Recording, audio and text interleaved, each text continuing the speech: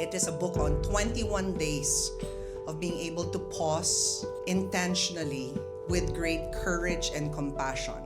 To not compromise what you know you deserve. Remember what is true and keep choosing ourselves step by step, moment by moment, day by day.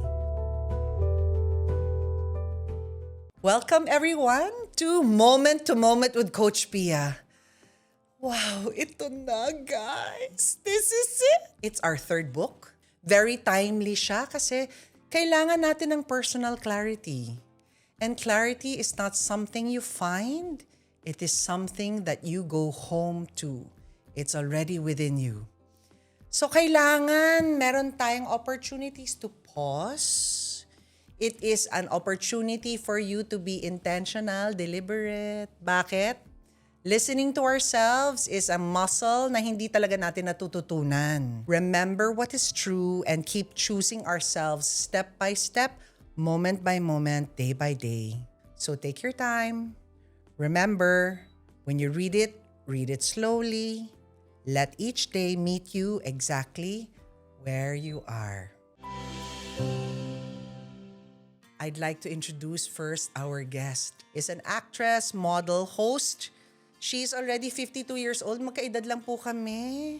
Film and TV personality siya. Multi-awarded actress. Initially beginning as a model, charitable works and causes, all-around education. Tapos meron tayong gender equality, women's rights, and she has two daughters, Thea and Yana. Welcome, Angel, to the podcast! I'm honored to meet Yes, you, and yes. I was very happy to be reading your book the past nights.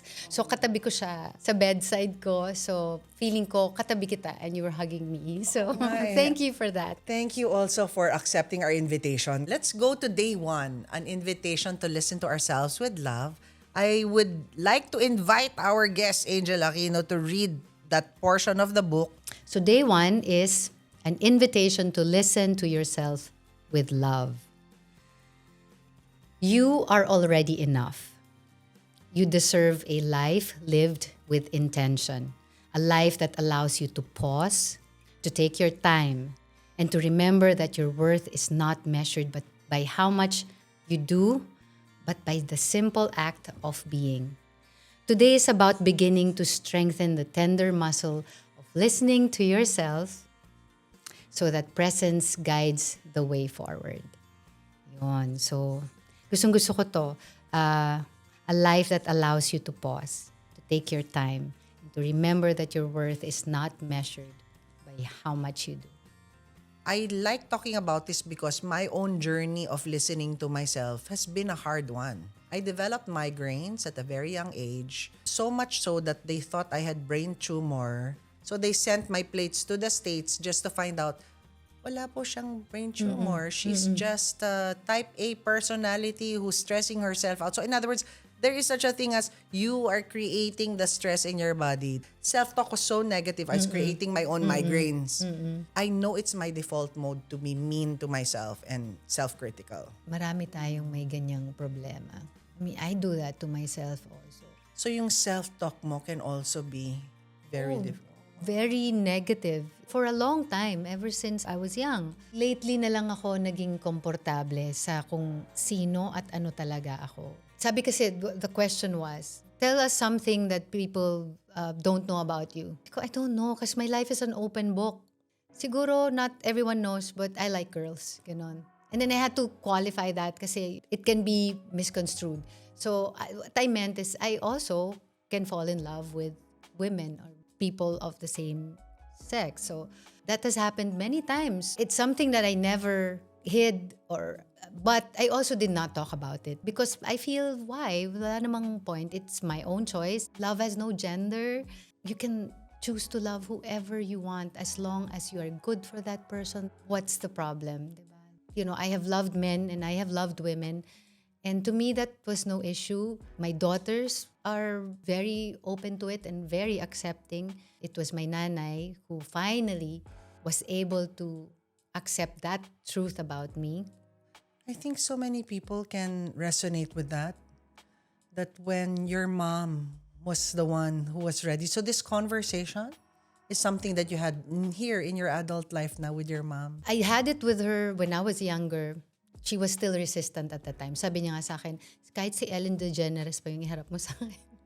Hindi ko talaga matatanggap. But something very tragic had to happen for her to, I guess, be a little more open and compassionate to our own choices. Parang she realized that she cannot impose what she wants and what she believes in It was something that happened for her, or was it something that happened to another loved one? in the family. Okay, so something happened in the family. And when she learned that, life just became easier for all of us in the family. You know, we were komportable kasi mas tanggap na, ganyan.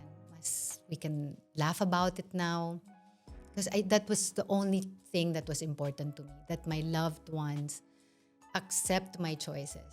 Your personal clarity, that freedom, finally as a family, and that's where it matters the most. You can be yourself. And that's how clarity is found, no? When you're ready, so that life experience, that data surface, iba na ang naging impact sa mom mo ngayon. Because you said you mentioned it to her when you were younger, she was not ready. So much so that yung clarity mo with her in that relationship na i-impede. So for our listeners, may ganon, may times na hindi pa ready, pero it doesn't mean lack of love, no? Because clarity has three May, in the mind, in the heart, and in our behavior. In her heart, she's trying, di ba? Ganon yun.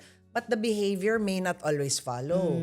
The thoughts may not always be aligned. And magtutugma din yung clarity. How recent was this when your mom said, wow, I'm okay, let's have this open conversation about your loved ones? 2016 onwards. Yeah. So your daughters are how old?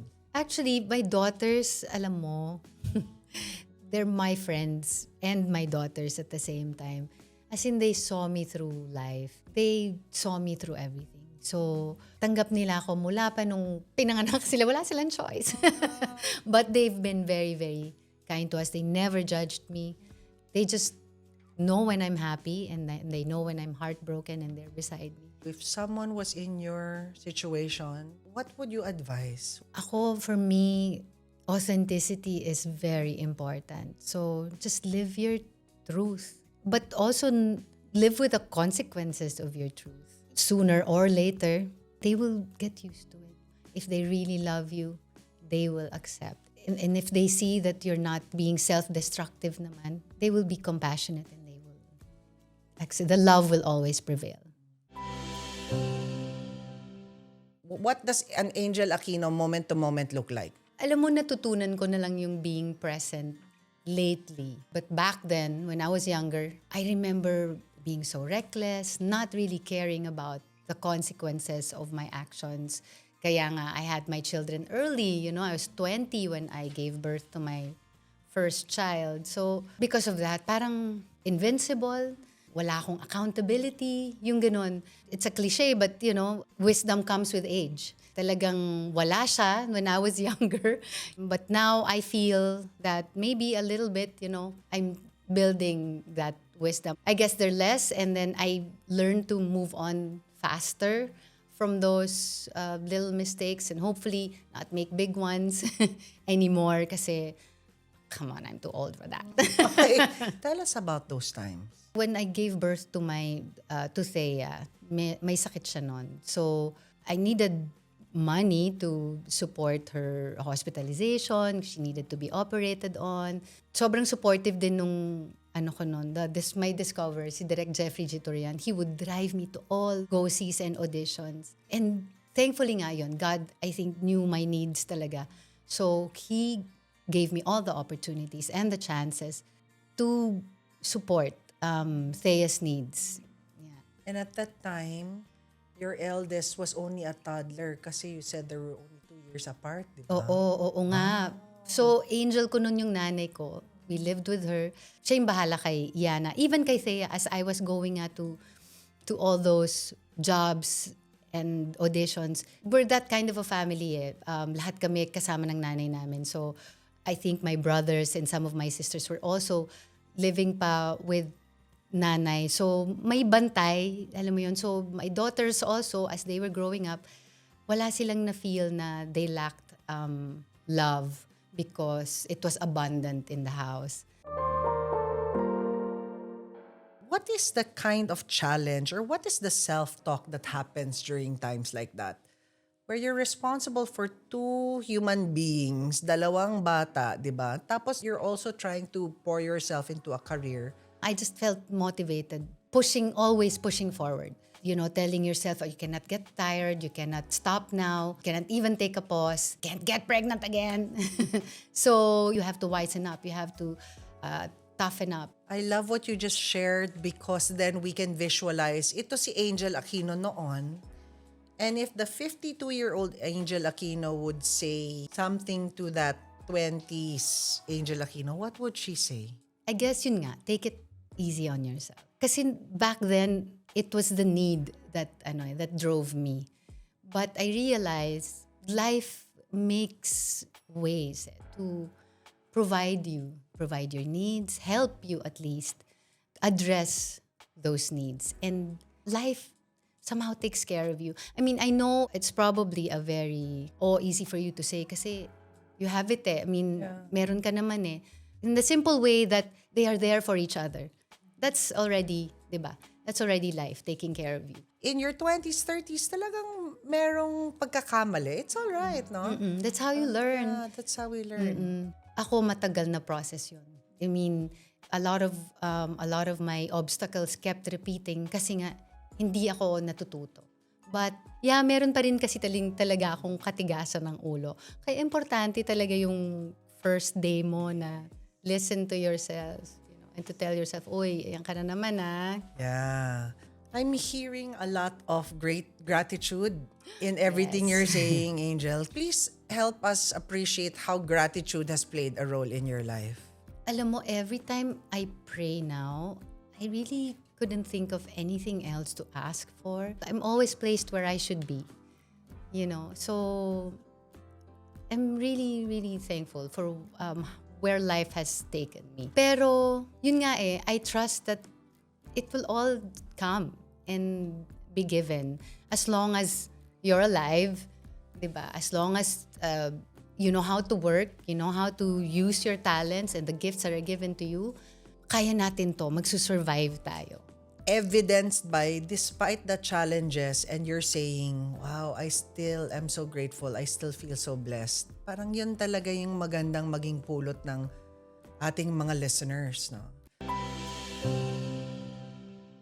So yung day one, ikaw na ikaw talaga to, listening to yourself. Oo, kasi nandun pa lang ako eh. Nandun pa rin ako. And I think it's something, sabi mo nga, you don't have to go through that. It's not a 1 to 21 days. For me, I think, for as long as you are still trying to really understand what this day means or what the journey of day one means, then you stay there. Parang full circle yung kwento mo ngayon. And again, nothing happens by chance because you mentioned your mom was there during those times that your daughters were still young. Diba? She was supporting you.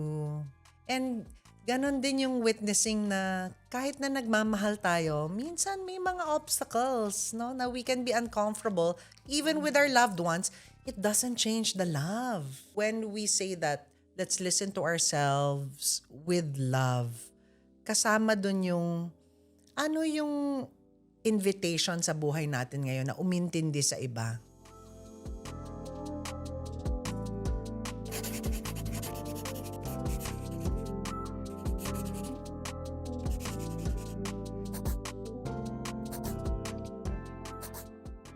We really have to support people, embrace their uniqueness, that their rhythms are different from others. Ang hirap naman talaga. You really have to train yourself to not see what you don't have.